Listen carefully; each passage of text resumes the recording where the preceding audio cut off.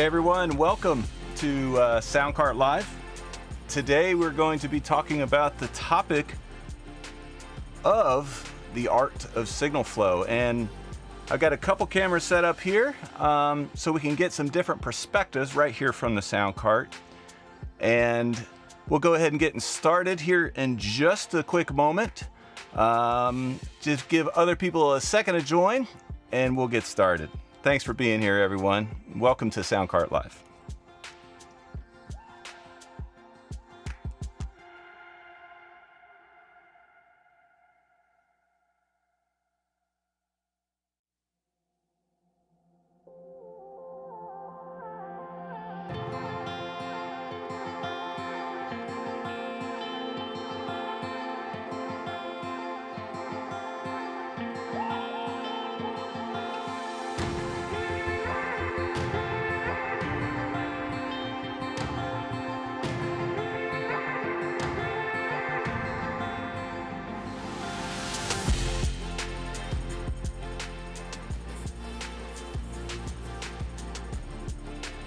Okay, everyone, we'll go ahead and get started here and get right into our topic today, which is the art of signal flow. So I'm going to talk a bit about what makes signal flow an art and what makes it technical and how those two things come together.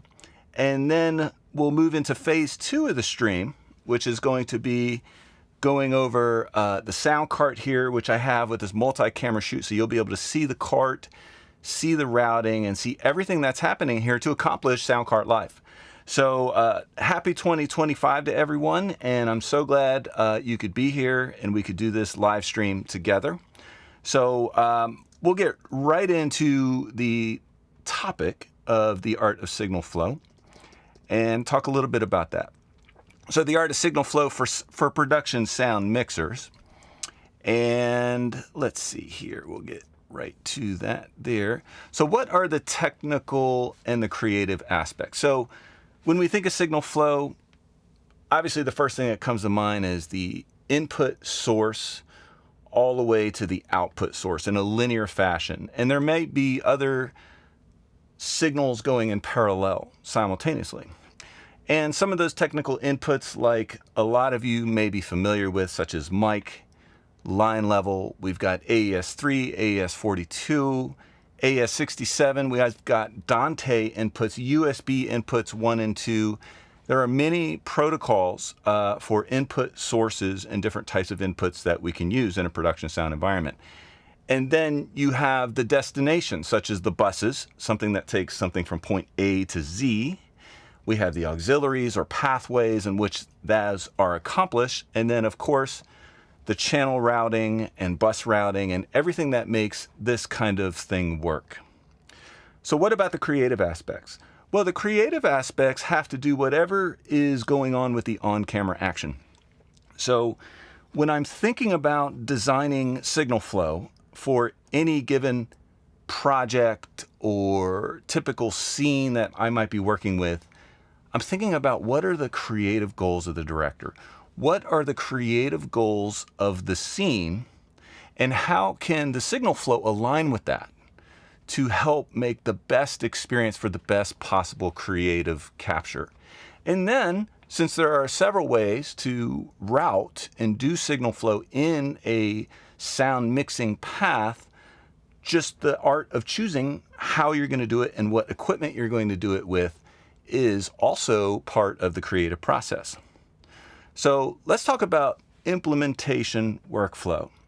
Now, this is something that is critical to all signal flow design. And it's something that I did here with Soundcart Live and something that I can show you here on a step-by-step process.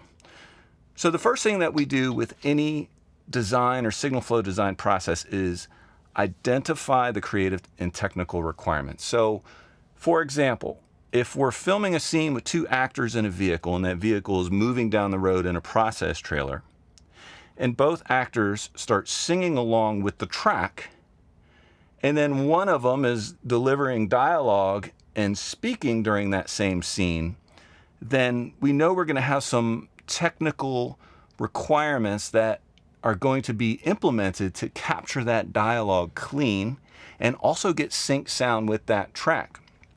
And the creative requirements are what supports the actors. How is it that the actors are going to experience that music so it feels natural and the performance is fluid? So those are the creative and technical requirements. And next, once I have a sense of the scene and I've read the scripts, then I'm going to start having conversations about workflow. And that could be with the producers, it could be with the ADs, or whomever you're working with on the production who's in charge of making decisions and planning for the particular scene that you're filming.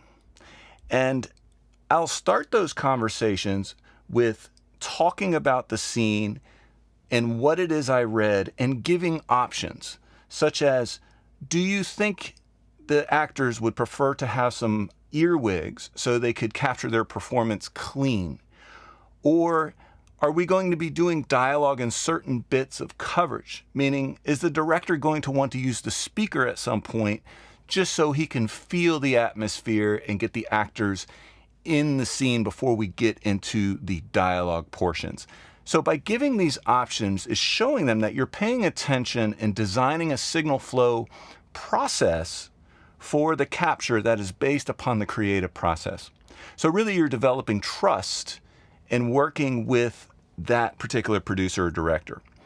And then once we have those conversations, we have an idea of what the creative process entails. Then we're going to do the fun part, which is design a signal flow plan that is going to support those requirements. And that's when we get into what equipment are we going to use, what kind of mixer, how are we going to deploy our wireless, and which modes and types of antennas are we going to need for the scene depending upon the distance. It's never ending the scenarios. You could be doing recording for bands off of a stage capture where you're going to have to be thinking about splits and pre-fade ISO capture and avoiding ground loops, or you might be thinking about distances and vehicles from going to a follow van to a picture car. So it really takes into account all of the variables is going to what's going to go into designing this particular flow plan. And then finally, building out the equipment build. Some of you who watch this channel know that I'm a big supporter of doing things modular. What that means is I like to build, just like this cart here, I'm going to show you here after we get through this, the way that I like to work. Like even now, this is set up and built out for SoundCart Live. If I'm going to do another project, I might build and reconfigure things according to the needs of the project. And then the testing portion is obviously once I do all the routing and I come up with the design for how it's going to work, I'm going to do some testing. It might be with my own crew, or it could even be working with, say, the actors. Maybe there's a moment where we get to try out some of the earwigs or something, or get in on a rehearsal of some sort before we do filming, if we're that fortunate. So this implementation workflow, if you look at these four processes, now something that you want to be careful about is you never want to do the third step, design a signal flow plan that meets those requirements before the second step, which is having the conversations. Because if you jump in to a conversation with your plan without asking about what it is the creative aspect is calling for, then it could send the wrong message that you're not paying attention and you have your own agenda for how this is going to go. So the order of that is quite important and something to think about. So this is the process that I follow here when I'm designing any workflow for any type scene. So let's get into the second portion of this, which is going to be moving into what's going on here. So as you can see here, I'm at the sound cart and I'm using a standing workflow, which is something I prefer. And you can see here the Scorpio. I've got two DSR4s and sound devices, the SD remote app, and a monitor here so I can operate the stream. So I've got a few things going on here. And then another important thing that's happening is I also have SD remote here as a screen share so you can see what's going on. So I'm going to go over the sound workflow of SoundCart Live by showing you all of these different elements. And we'll have some fun because, just designing this particular stream and the way I was going to do it, there were pitfalls. There were things like, oh, hey, at one point I wanted to do the music playback from the iPad because the USB feature is so cool when you're working, for music playback from the 8 series recorders. It's such an amazing feature that I can stream and do music playback right from the iPad into the Scorpio via the USB 1 and 2. But since I'm doing a screen share, the way I have this routed, I wasn't able to actually simultaneously feed a USB input into the Scorpio. So that eliminated the possibility of doing music playback. So that's just one example. So before I get into the routing, I want to mention that you want to be careful about getting stuck into too many fixed workflows. So oftentimes we might be working on a project or a job for a long duration of time.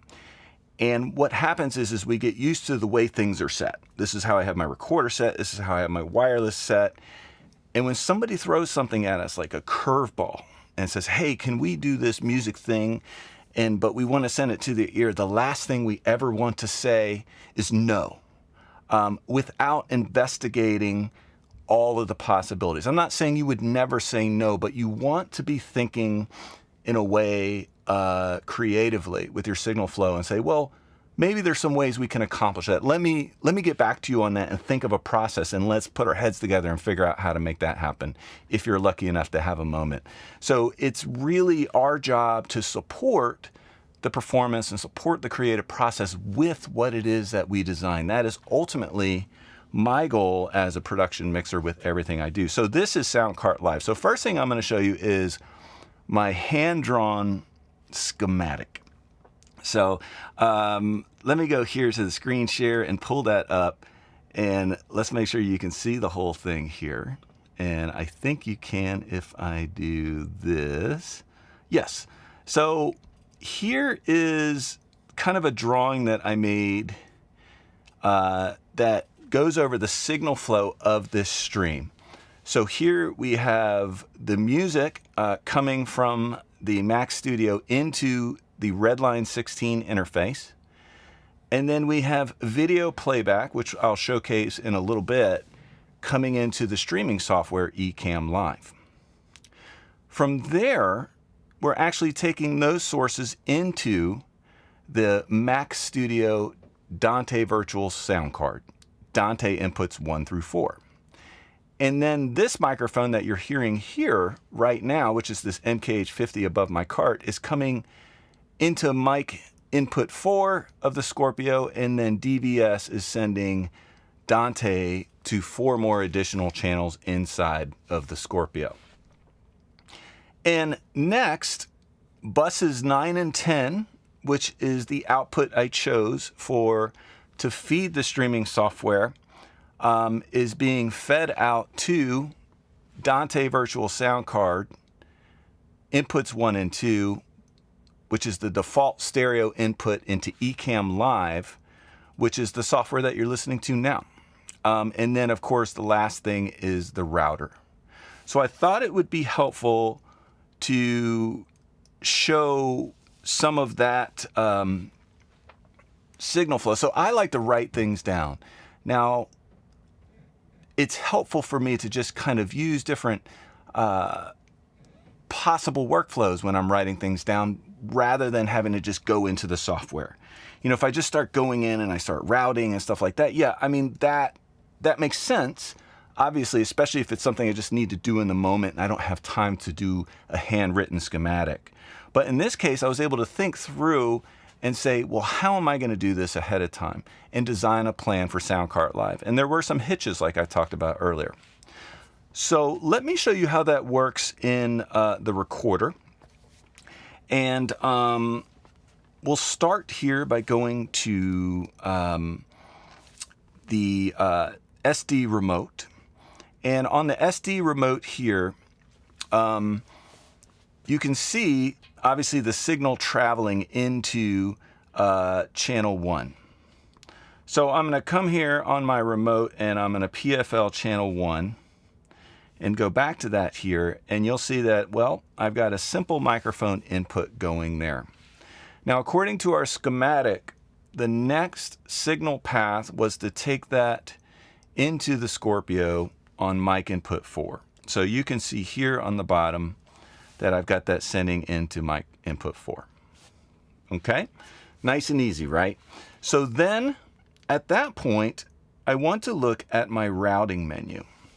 And I'm going to see basically where this destination is going using the routing menu of the SD remote. So the channel here, I'm going to just open the from, and you can see in the upper left-hand corner the channel there. And I know, according to my schematic, that I have routed that to a bus. And the bus that I routed to was 9 and 10, Dante left and right. So the orange means it's a post-fade send. But before I get into the other ones, you can see also I've got Ecamm Live as well, going to 9 and 10 in a stereo format, because obviously the opposite left and right is disabled. And then I got the Redline 16 going into 9 and 10 as well. So that bus is being fed by everything you saw on the schematic. And let me pull that up one more time for reference so you can see very clearly that these are the 4 sources. You've got 2 from Ecamm Live, 2 from the Redline 16 on Dante 1 through 4, and 1 with the mic input for a 6 total inputs. So I'll come back here so you can see the 6 total inputs, and it's actually 5 total inputs, as you can see because they're highlighted because I have those armed just for visual reference. So next, we're going to see where I'm going to click on that, and we can see the Dante bus.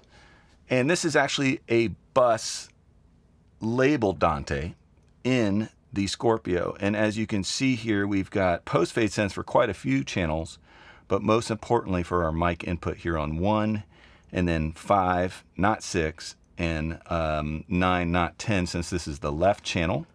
As you can see here in the name of the bus, up in this corner here, this is Dante left and Dante right. And next, we'll go back to the routing menu, and I'm going to say, okay, where are the buses being sent to? Well, we know, according to the schematic, that they're sending out to Dante 31 and 32. So let's check and make sure that routing is correct. Yes. So as you can see, this is being routed. You know, we can have some fun, and I'll break it for a second. Basically, if I disconnect that, now you're only hearing the right side, or the right speaker, or the right headphone if you're wearing headphones or listening to a stereo setup. And we're back with both. So that is how it's coming out of the Scorpio. And then we need to look at what's happening in Dante Virtual Sound Card as well. So we'll come back here, and let's go to the Dante controller. So in the Dante controller, the first thing I want to do is I want to see what outputs 31 and 32 are doing to the Mac Studio. And those are routed to output 1 and 2. So that takes care of the routing going into Ecamm Live and completes the circle here. As you can see, Dante 31.2 is going into Mac Studio DBS, into Ecamm Live, and then to the router. And I can even show you here with the screen share. Let's go back to Dante controller, and then we'll go to the Ecamm, so you can see the input going into the streaming software. But there's more. If I come here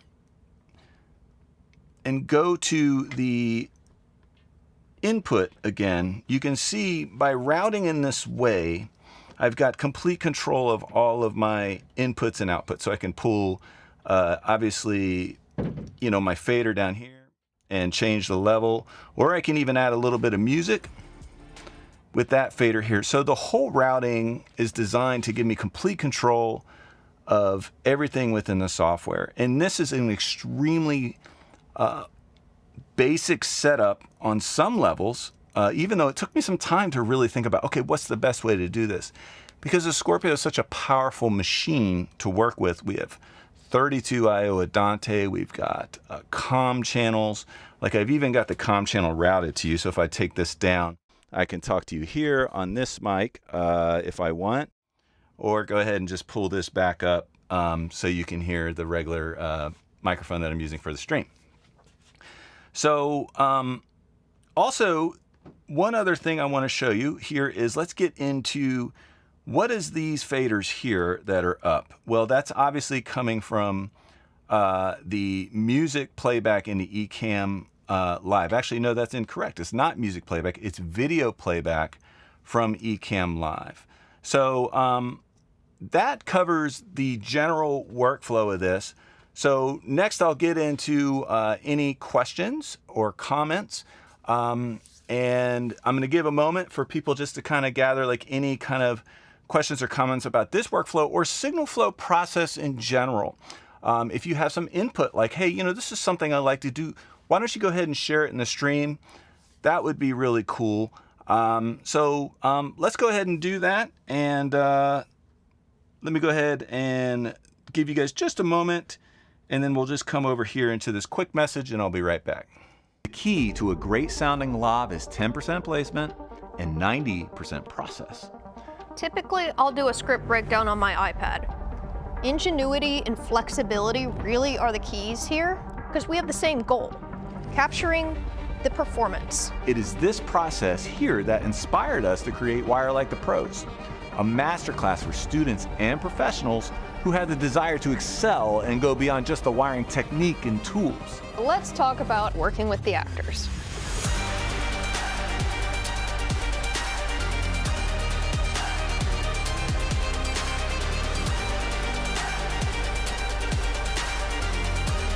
So I invite you to come over now and enroll into Wire Like the Pros at mwsound.net.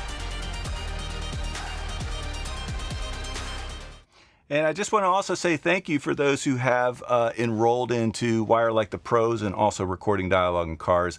It has been a really amazing journey to create those, and the feedback has been excellent. So thank you for that. And go check that out if you haven't had the chance at mwsound.net. So that kind of covers the signal flow for the beginning of SoundCart Live, because I wanted to get into the space of just not sitting at a chair and talking about sound and getting into actually mixing sound and doing things in the moment as part of this stream. So that is how SoundCart Live was born here to start 2025. And I want to say thank you to everyone for joining and watching today. I will give a quick moment just for a couple comments we have here, and give others a second to chime in with any comments or questions that they have. And Zlako, it's really great to see you, and thanks so much for the comment. And it says, did you change over to Scorpio over Kantar X3? Also, do you keep MKH50 and CMC1 MK41?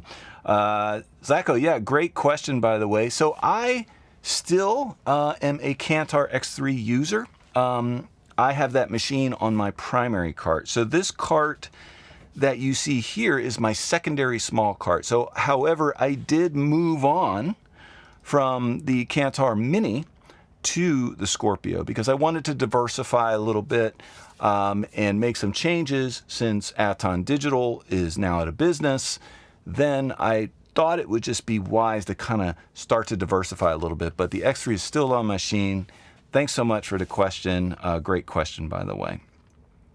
So if we don't have any other questions, and Zlako, it's always great to see you. Thank you so much for the comment. I think we're going to go ahead and wrap this up for the first ever episode of SoundCart Live. And I want to say thanks to each and every one of you for being here, and I hope all of you for 2025 have an amazing and abundant year in the production sound world and film community. And I'll look forward to seeing everyone very soon.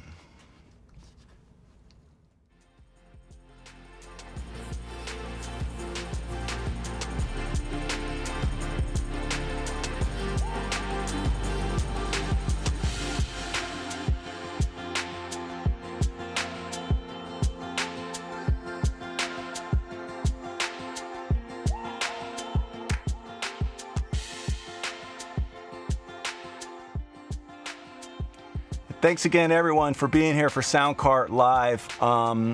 Feel free to start from the top and restart the stream if you're just now joining.